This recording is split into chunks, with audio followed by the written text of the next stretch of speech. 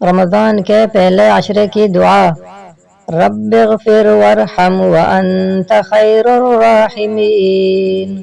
اے ہمارے رب مجھے بخش دے، مجھ پر رحم فرما، تو سب سے بہتر رحم فرمانے والا ہے۔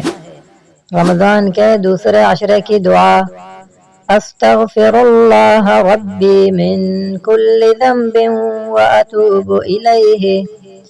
میں اللہ سے تمام گناہوں کی بخشش مانگتا ہوں جو میرا رب ہے اور اسی کی طرف رجوع کرتا ہوں۔ رمضان کے آخری عشرے کی دعا، اللہم انک عفو تحب العفو فاعف عنا۔ اے اللہ، بے شک آپ معاف کرنے والے ہیں اور معاف کرنے کو پسند کرتے ہیں، پس ہمیں معاف کر دیجئے۔